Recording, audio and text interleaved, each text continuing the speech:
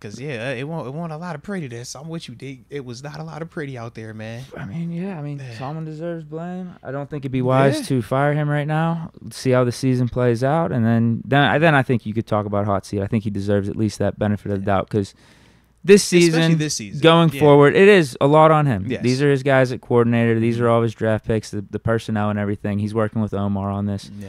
So, yeah, there's that. But, I mean, I'm with the fire Canada thing. We need a shakeup. We need players responding to something. Yeah, I looked at it like this, man. In terms of Nas, I thought he did play well. I wish they would have stuck with him more.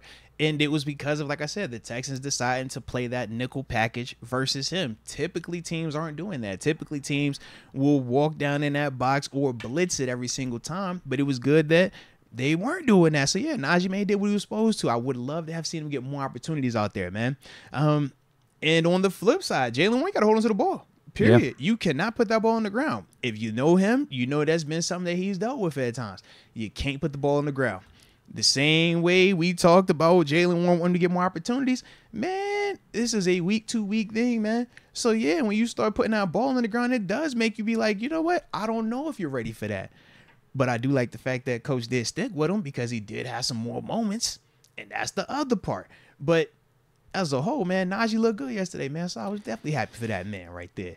But yeah, in terms of firing everybody, like I said, if we're trying to keep the season competitive and keep fighting through, I suggest we don't fire. But if we just trying to say F it and just, push the little red button, then yeah, fire who you want to fire. So yeah.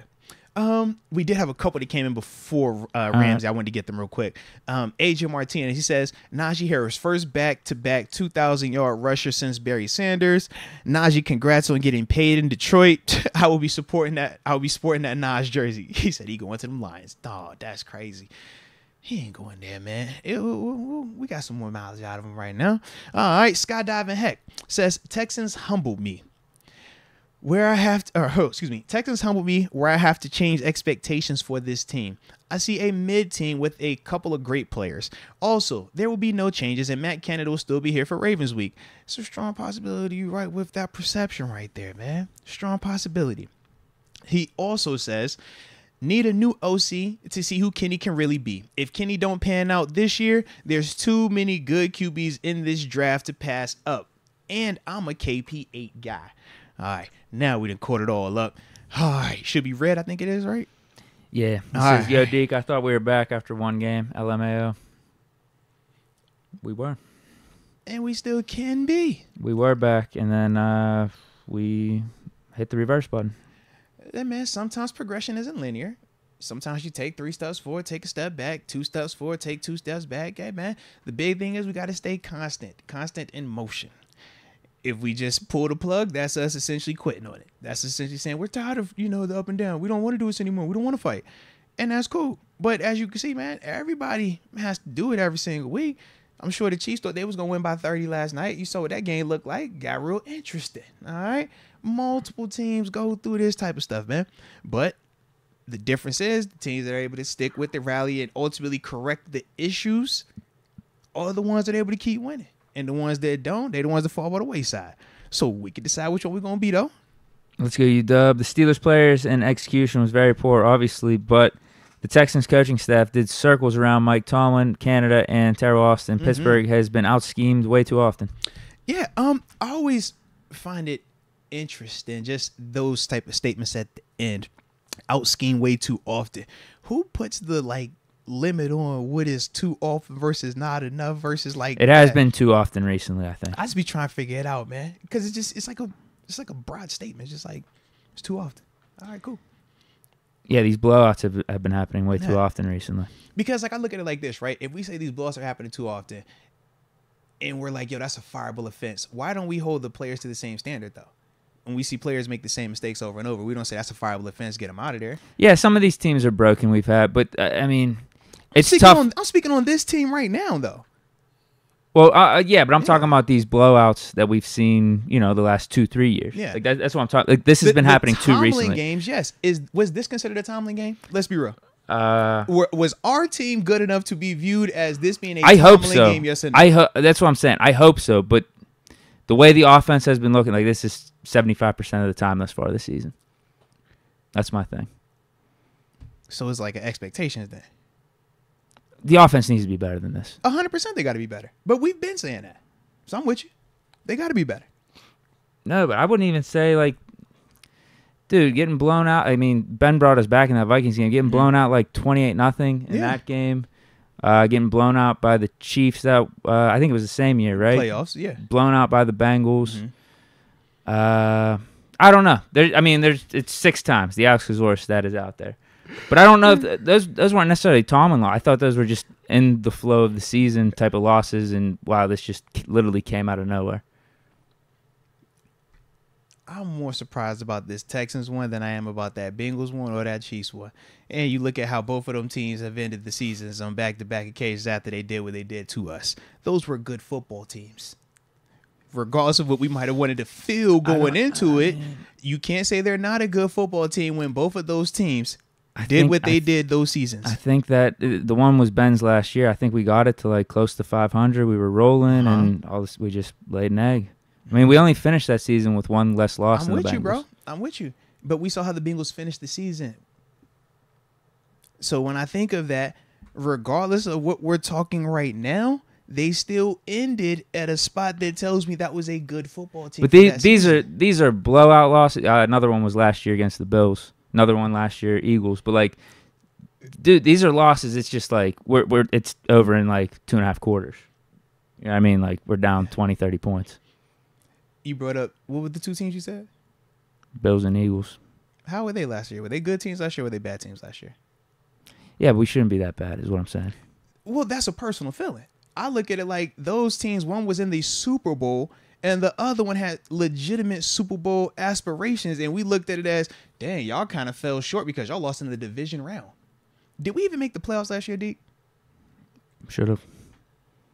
Once again, that's a personal perception. But we didn't, right? So for us to act as if it's so far-fetched that those 2 teams had a lot more success against us in stadium, it's like, man, they were better teams than us last year. Or at least they played more consistently for, the amount of games they had. We lack consistency, man. We got talent. But this is the thing, though. When you got a team like the Texans that has a lot less talent than us, I thought it depends on how you look at it. Again, I thought we were better in every facet of them going into this game. C.J. Stroud and say he's hands down better than Kenny Pickett, and thought that prior to the game ever taking place, man. It's people that looked at how CJ played against Georgia in the Natty or in the semifinals. And they're like, yeah, Kenny could have never done that. So I think that's a little bit hindsight 2020 to say he's way better than Pickett right now. I'm just saying, it's people that feel, man, those people that wanted to tank. There's people that wanted to tank for a guy like a CJ. Yeah, but still, again, on paper, like 80% of our team was better than the Texans. It should have been. I agree, especially in the trenches. Especially in the trenches, bro. They outplayed. I think this is like my whole point, but they outplayed us. So no matter how bad or how much lesser of our team compared to the Bills or the Eagles or maybe some of the other teams in the past were, this was the one for me. It can't be that bad. It shouldn't be that bad that consistently. 100% was a bad performance, man. Especially because there have been certain teams that have lacked the talent. Like that final Ben year, our rush defense was terrible. Our defense was terrible in general. Low key though, I feel like you don't respect the Texans, and that's why it has you feeling like this. You like Tank Dell? Can we make a case that Tank Dell's a better receiver right now than Calvin Austin? I'm just seeing better coaching then. Okay. Like that's what I'm seeing. Like there's no reason for the Texans to beat us that bad. Fair. But you see how we bring up a specific player versus player, and your reaction is coach. I just simply talked about Tank Dell versus Calvin Austin right now. Nico Collins versus George Pickens right now. Who is playing better? Going into the game, Pickens. I'd take Pickens. Going in, fair. Yeah, okay, I would take Pickens as the top guy. And then you have a Freiermuth, Allen Robinson, Robert Woods, Wash, whatever. Okay, then they maybe have the better second receiver. Okay. Fine. So we feel like they had potentially the better receiver. That's one, but like I'm talking whole receiving core, offensive weapons. We should have the advantage. I just think of this whole thing of we don't look at their players and think they're good. But we think of our players and we are like, yo, he's got to be even better because he plays here. Or our defense might be bad too, because that's the other thing. The receivers aren't going up against each other. That's definitely the case. Yeah, maybe our receivers will look better versus our DB. Is that what you? Don't do that, Deke. Oh, Deke, you did that too. Deke, I don't know, man. Don't you do that? Shh. You said Levi Wallace and Pat P stuff's happening too often. Don't you do that, man. Don't you do that, man. Is. Don't you? I thought they were gonna be way better. Don't you do that to us, man. I thought we were too on the back end. Just hasn't been there. Levi Wallace is around too many chunk plays. Pat P gets cooked for the dagger at the end. And usually what's happened differently these first 3 weeks is we've had a pick or something to make us feel better. We're like, hey, we got a pick, so it doesn't matter. This week we did not have that. We couldn't just say, well, we got a pick, so it doesn't matter that Nico Collins got 168 receiving yards. We all right. We got a pick. That wasn't the case.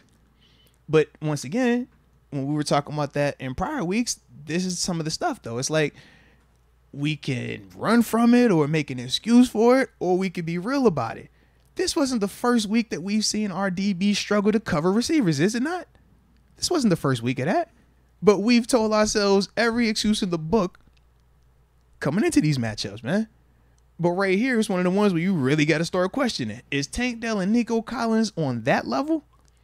Is Robert Woods, did he rewind the clock a little bit? They're supposed to be worse. They're supposed to be worse than all the receivers we went up against the first 3 weeks. They were. I swear. Deke, I was in here with you. You know I was in here. You know I was heavy on it. Yeah, man. So the Texans might actually be decent. On, bro. You know I was That's heavy fine, but still, it doesn't excuse how we came out. Yeah. It's different, too. If, the game started how it started. We should have had a better second half. Yeah. We should have had more fight. Like, what if it would have went to overtime or something? If we lose that way, at least you're feeling better in terms of like, okay, we made these adjustments. This team got fight. This team got that type of mentality. Yeah. Now, I do think we should have kicked that field goal there on 4th and 1 to just extend the game. Yes. Make it one score. Defense had momentum. But it shouldn't all just come down to that call, whether 100%. Or not we go for it or not. 100%. But on Matt Canada, he has to make a better call, a better decision.